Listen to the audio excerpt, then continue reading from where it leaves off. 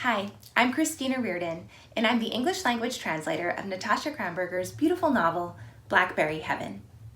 This story is full of complexities. They're there on the plot level. We have two characters from different backgrounds, different ages who intersect in Amsterdam. There's Jana from Slovenia, who's a young student who is in Amsterdam. She's babysitting. Her visa has expired. She has to deal with local government authorities as well as a power outage in the city while she's out on the town with a young child. And then there's Beppe, an Italian grandfather who's waiting for his granddaughter at the airport when the outage happens. Their paths intersect in really interesting plot-based and poetic and metaphorical ways. And then there's the other piece of the novel, which is the poetry, the metaphor, the resonance, and the humor. This novel had a lot of translation challenges because of the language that was used. It was inventive, creative, metaphorical, and contained wordplay and puns in different moments. So the novel wasn't laugh out loud funny, but it did have these moments that were critical, in my opinion, to both the style and the flow of the novel, but also the development of the characters and the English language reader's understanding of plot. So these things manifested in particular moments. I'm thinking of a couple just off the top of my head. There's a scene early in the novel that takes place in a classroom in the former Yugoslavia. There are rhyming songs that children are repeating and riffing off of and sort of integrating into their speech and language, the way they talk to each other and their teachers. When I had to translate those little rhymes, I ended up trying to preserve the rhyme in English, which meant that the meaning was sometimes a half step off from what was going on in Slovenian, but the rhyme was so important to the playful nature and the fun of those scenes. And the characters even sometimes called out the perfect rhyme or the full rhyme inherent in certain lines of dialogue that characters were using. So that was a challenge, to try to come up with a rhyme that was at once authentic to the intent of the original, but also fun, childlike for the English readers. They could really get the sense of the text. So that's just one example. In other examples, I'm thinking of a particularly humorous and playful scene that takes place in front of a church in Amsterdam when the character Jana is walking along. She runs into a roller skater, and there's a whole bunch of chess dialogue that takes place, talking about different chess pieces. But the pieces are called different things in English and in Slovenian.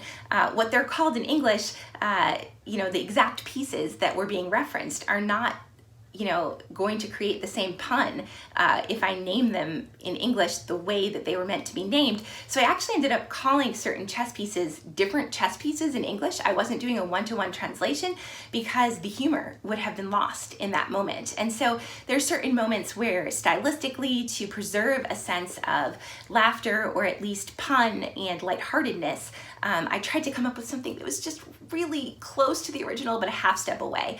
And I think as a translator, that's always the challenge when there is humor or lightheartedness in a text. How do I convey that without losing the intention in the meaning? And it's my hope that I did that without losing the intention of the author or the exact meaning, but by still also creating a version of things in English that are funny and full of just beautiful language and metaphors for the reader to digest in the same way that there were in the Slovenian original.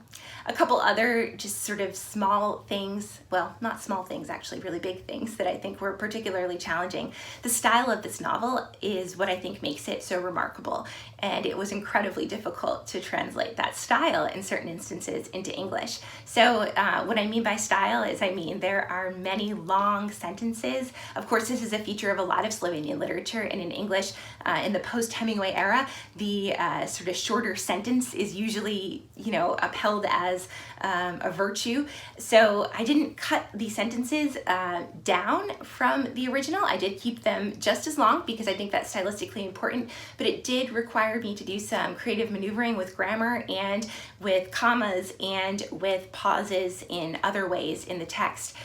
to make sure that the English reader could catch the rhythm of the piece. So much of the rhythm comes across in Slovenian, in grammar and in case endings, in gender and in singular, dual, and plural. In the novel in Slovenian, it's very clear who's speaking and who is acting based on these grammatical cases. And of course, in English, you have to find a way to call that out without making it seem redundant or awkward. And so I think in my editing phases, that was the biggest challenge, was making sure that the sentences that were quite long remained lyrical and not confusing in English. And yeah, so if I had to keep going, of course, like any translator, I could name a challenge or two on every single page that I had to sit and think about deeply. But preserving a sense of humor and lightheartedness in the moments where that was critical, and also the long, stylistically poetic sentences, I think were the biggest challenge for me in the English translation. I'd like to share with you now just a small portion of the novel. I'm choosing a section from part 1, a part where Jana is in Amsterdam. The power outage has just occurred. She is stuck in the middle of the city with the small child she is babysitting. And I chose this scene for 2 reasons. One, because it shows Jana in action in a really dramatic moment, and it allows you to see the way that the character's mind is working, seamlessly moving from past to present, back and forth. And I think it shows just an eye into the consciousness of the character. And 2, I chose this scene because I think the writing is beautiful. In this particular scene, the author is bringing us from past to present, as I just mentioned, from one sentence to the next. She's shifting times, she's shifting places, she's shifting registers in many ways, and it comes across lyrically, poetically. And I think the ability of the author to describe the city of Amsterdam in the dark in particular is quite moving. He pointed to the sky. Jana, Jana, the moon, man. When she first came to his house on Overtoom Street to babysit, he had been 4 months younger and even tinier. She entered and he greeted her by name, Tag, Jana, as his mother had been telling him to do all day. He stood still in the opposite room while she was at the front door. He was watching for a long time, first from behind the door frame, then from inside the closet, then from behind the couch, then he took 3 uncertain steps toward her, and when she did not move, he ran to her in a childlike gallop, took her hand and pulled it down, and then pressed a wet kiss on her cheek. Jana! When his mother left, he cried until she put the Lion King on.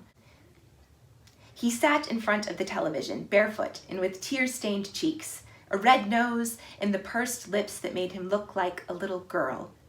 He pointed at the lion cub on the screen and never cried again. He soon noticed that they did not speak the same language. Sometimes he explained things in Dutch, sometimes in Chinese, sometimes in an African dialect, while she replied in English or German or Slovenian, and he would repeat after her, and his vocabulary grew. He taught her to understand and repeat his words, the phrases he thought were extremely important. We say eat, we say drink, we say Lion King. Man, Jana, man. In an Amsterdam without power, the silence was unbearable and the echoes hollow. The water under the bridge rippled in such a way that the city seemed even more unstable, as if the bridges were wavering in the water in all that darkness and all that emptiness. She was overcome by a wave of dizziness, and it seemed to her that she was about to be washed away by a flood.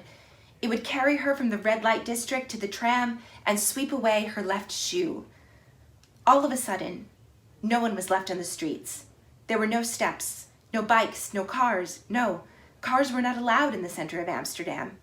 She looked at the child who was now impatiently pulling at her hand, and before her chest tightened, what now, what now? She finally realized that man meant moon. When the lights and neon signs shone in the city, only brown fog was left in the sky, a smear, filthiness, smog. If you looked up after a clear day, you could sometimes see how the air was on the brink of filling with stars, but how the city lights diluted them, and you never really knew whether it would rain tomorrow or if it would be sunny again.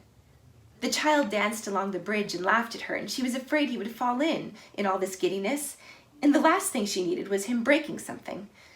She went after him and scooped him up, and as they leaned against the fence along the path, they looked up at the pitch, pitch, pitch black sky, covered in black, black clouds, under which there was a timid, timid, white, white, silver, silver, glowing moon. It was just shy of a full moon, and if there were no clouds, the city would have taken on a silver glimmer. She stood on the bridge over the Oudejej-Voorburgwal Canal with absolutely no idea as to how they were going to get home, and as the child watched the moon, he closed his eyes, and his mouth relaxed into a smile. The hum under the bridge swelled up into the sky as if the city's very foundation were swaying. Bikes were tied up along the canal with 2 or 3 locks, 2 or 3 chains. The streetlights were mute, and candles flickered in the windows. Thank you.